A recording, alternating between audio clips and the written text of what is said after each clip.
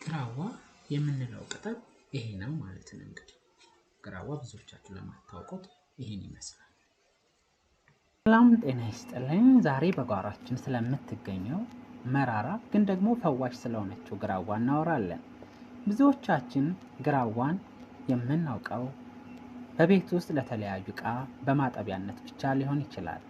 ነገር ግን ግራዋ በውስጧ የያዘቻቸውን ዘርፈ ብዙ የጤና በረከቶች ምን ያህሎቻችን እናውቃለን?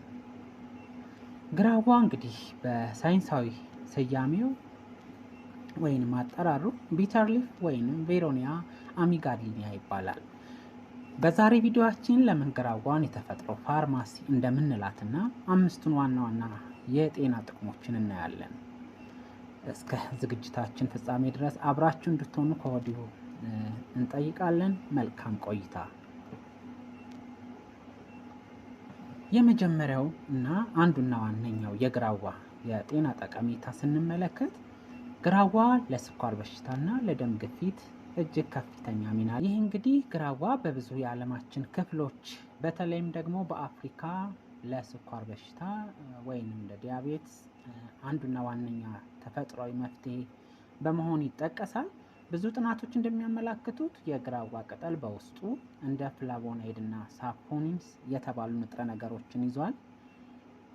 እነዚህ ንጥረ ነገሮች ደግሞ በደም ውስጥ ያለውን የግልኮስ መጠን ዝቅ በማድረግ ከፍተኛ አቅም አላቸው።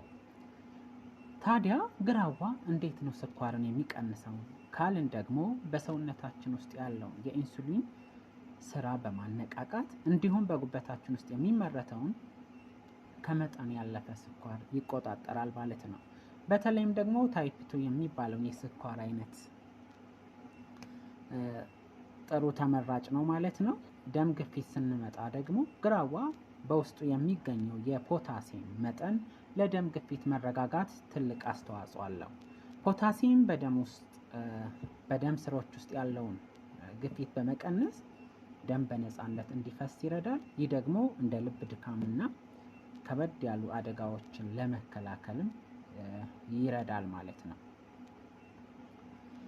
ብዙዎቹ መራራነቱ ይከብዳል ግራዋ ይላሉ። ነገር ግን የጥንት አባቶቻችን መድኃኒትነቱ መራራነቱ ነው ይላሉ። ይህ መራራ ጣዕም በሰውነታችን ውስጥ ያለውን ሜታቦሊዝም በማፋጠን ስብ እንዳይጠራቀም ወይንም እንዳይከማች የደም ዝውውርን እንዲስተካከል ያደርጋል ማለት ነው። ስለዚህ የስኳር ወይም የደም ግፊት ያለባችሁ ሰዎች ግራዋን እንደ አንድ ረዳት ሕክምና መጠቀም ትችላላችሁ ማለት ነው። በዚህ ክፍል ለማየት እንግዲህ የሞከርነው ግራዋ የኢንሱሊንን መጠን በማነቃቃት እንግዲህ እንደ ፓንክሪያስ ሴሎችን በማነቃቃት ኢንሱሊን እንዲመነጭ ማድረጉ፣ የደም ስሮችን በማላላት ደግሞ የደም ስሮቹ እንዳይጠቡ በማድረግ የደም ግፊትን መቀነሱና ጸረ ኦክሲዳንት ወይንም አንቲኦክሲዳንት በደም ስሮች ላይ የሚደርሰውን ጉዳት በመከላከል የልብ ጤናን እንደሚጠብቅ ተመልክተናል ማለት ነው። ወደ ሁለተኛው ጠቀሜታ እናልፋለን። ግራዋ ለምግብ መፈጨትና ለሆድ ጥገኛ ትላትሎች ከፍተኛ ሚና ይጫወታል። እንግዲህ ይህ አስገራሚ ተክል ወይንም ግራዋ ለምግብ መፈጨት ስርዓትና ለሆድ ጥገኛ ትላትሎች መከላከያነት ያለው ሚና ከፍተኛ ነው ማለት ነው። ግራዋ የሆድ መድኃኒት ብንላት ማጋነን አይሆንም። ብዙውን ጊዜ ያልበሰሉ ምግቦችን በመመገብ ወይንም በቆሸሸ ውሃ ምክንያት ለሚመጡ የሆድ ጥገኛ ትላትሎች እንደ ወስፋት፣ አሚባና ሌሎች በውሃ ወለድ የሚመጡ በሽታዎች ላይ ፈጣንና ተፈጥሯዊ መፍትሄ ናት። በውስጡ ያሉት ጸረ ጥገኛ ወይንም አንቲፓንክሪያት አንቲ ፓራሳይቲክ ንጥረ ነገሮች ብዙ ጊዜ ያልበሰሉ ምግቦችን በመመገብ ወይንም ደግሞ በቆሸሸ ምክንያት ለሚመጡ የሆድ ጥገኛ ትላትሎች እንደ ወስፋት፣ አሚባና ሌሎች በውሃ ወለድ የሚመጡ በሽታዎች ላይ ግራዋ ፈጣን ተፈጥሯዊ መፍትሄ ናት። በውስጧ ያሉት ጸረ ጥገኛ እንደ አንቲ ፓራሳይቲክ ንጥረ ነገሮች ትላትሎች በሰውነታችን ውስጥ እንዳይራቡና እንዲወገዱ ከጥገኛ ትላትሎች በተጨማሪ ግራዋ ለምግብ መፈጨት ችግር ትልቅ እገዛ ታደርጋለች። ሆዶ ተነፍቶ ወይም ጋዝ በዝቶ ካስቸገረዎት የግራዋ መራራነት የምግብ መፈጨት ኢንዛይሞች በብዛት እንዲመነጩ ስለሚያደርግ ምግቦች በቀላሉ እንዲፈጩና ሆድ የመጣበቅን ስሜት እንዲወገድ ያደርገዋል ማለት ነው። በተጨማሪም ለተቅማጥና ለሆድ ቁርጠት ግራዋን መጠቀም የቆየ ባህላዊ ሕክምና ጥበብ ነው። የሆድ ጡንቻዎች እንዲዝናኑ በማድረግ ያንን የሚቆርጠንን ስሜት ወዲያውኑ የማስታገስ አቅም አላት። በዚህኛው ክፍል ለማየት እንደቻልነው እንግዲህ ጸረ ጥገኛ ወይም አንቲፓራሳይቲክ እንደ ወስፋት ያሉ ትላትሎችን ከሆድ የማስወገድ አቅም እንዳለው፣ የኤንዛይሞችን መነቃቃት እንዲሁም ለጋዝና ለሆድ መነፋት አቅም ጋዝን ለመቀነስ እንደሚረዳ ማለት ነው። በመጨረሻ ደግሞ የምግብ ፍላጎት መጨመርን እንደሚችልም አይተናል ማለት ነው። ወደ ሶስተኛውና አስፈላጊ ጠቀሜታው ስንሄድ ግራዋ ለጉበት ጤናና ለሰውነት መርዝ ማጣራት ዲቶክሲኬሽን የምንለውን ማለት ነው ከፍተኛ ጠቀሜታ አለው። ጉበታችን በሰውነታችን ውስጥ መርዛማ ነገሮችን የማጣራት ትልቅ ኃላፊነት ያለበት አካል ነው። ግራዋ ደግሞ ለዚህ ተግባር ተፈጥሮ የሰጠችን ልዩ ስጦታ ናት። ግራዋ በውስጧ የያዘቻቸው መራራ ንጥረ ነገሮች የጉበት ሴሎችን የመጠገን የማጠናከር እና ይሄ ማለት የሄፓ ፕሮቴክቲቭ ባህሪ አላቸው ማለት ነው። በምንመገባቸው ምግቦች እንዲሁም በምንወስዳቸው መድኃኒቶች ወይንም ደግሞ በአልኮል ምክንያት በጉበታችን ላይ የሚደርሰውን ጫና ለመቀነስ ግራዋ ትልቅ አስተዋጽኦ ያደርጋል።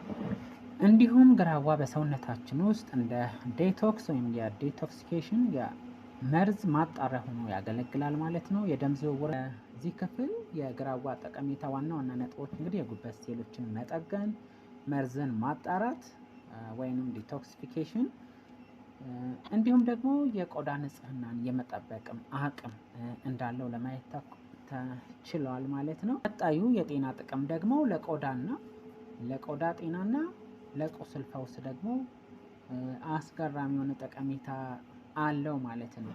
ግራዋ ለውስጥ ጤና ብቻ አይደለም፣ ለቆዳችንም ቢሆን እጅግ ድንቅ ፍቱን መድኃኒት ናት። ግራዋ በውስጧ አንቲባክቴሪያል እና አንቲፈንጋል ፕሮፐርቲ ወይንም የጸረ ባክቴሪያና ጸረ ፈንገስ ንጥረ ነገሮችን በከፍተኛ መጠን ስለያዘች በቆዳ ላይ የሚወጡ ሽፍታዎችን፣ አንዳንድ የሚያሳክኩ ነገሮች፣ የተለያዩ የፈንገስ ኢንፌክሽኖች ወይንም እንደ ጭርት ያሉትን ለመከላከል የግራዋ ቅጠል ወቅጦ እዛ የሚሰማን ቦታ ላይ እንግዲህ በደንብ በመቀባት ታምራዊ ለውጥ ማምጣት ይቻላል። ቅጠሉ ባክቴሪያዎቹ እንዳይራባ ስለሚያደርግ ቆዳዎችንን ቶሎ እንዲያገግምም ይረዳናል ማለት ነው። ሌላውኛው እና ዋነኛው ትልቁ ጥቅሙ ደግሞ ለቁስል ፈውስ ነው።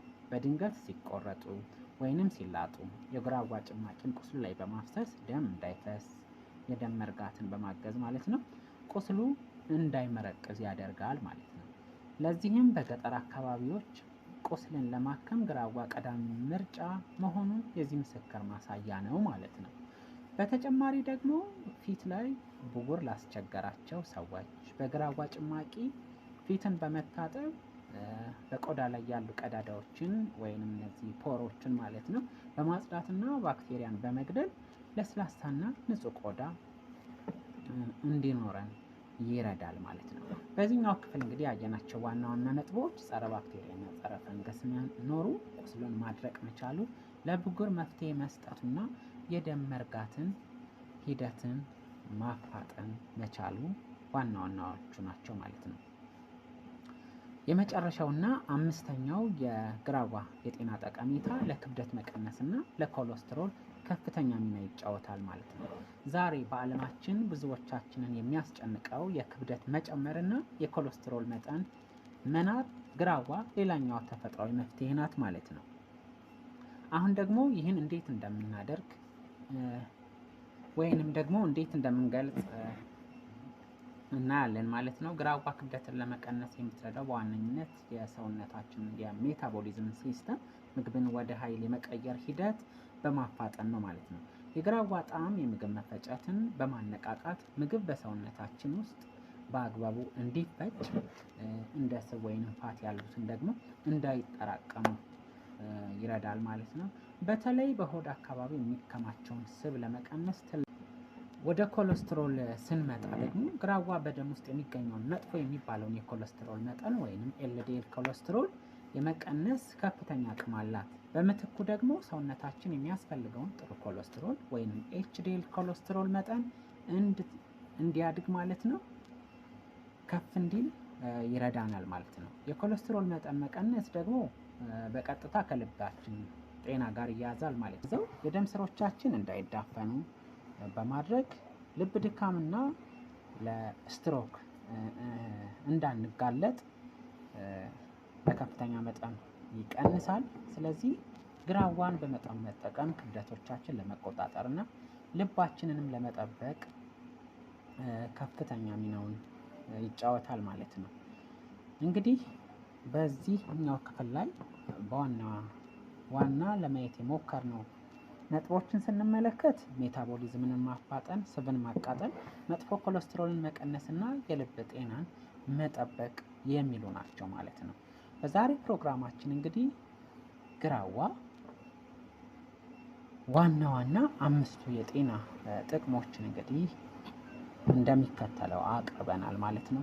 ብዙዎቻችሁ እየተጠቀማችሁት እንደሆነም ተስፋ እናደርጋለን። በቀጣይ እንዴትስ በቤት ውስጥ መጠቀምና ማዘጋጀት እንችላለን የሚለውን ፕሮግራም ወደ እናንተ እናደርሳለን። ይህ ፕሮግራም እንግዲህ ከጠቀማችሁ ከወደዳችሁት ደግሞ እናንተ ጋር ያለውንም ተሞክሮና ልምድ በሀሳብ እንድታካፍሉን ከወዲሁ እየጠየቅናችሁ የዛሬውን የጤና ማዕድ ፕሮግራማችን በዚህ መልኩ አጠናቀናል። አብራችሁን ስለነበራችሁ እጅግ ከልብ እናመሰግናለን። መልካም ጊዜ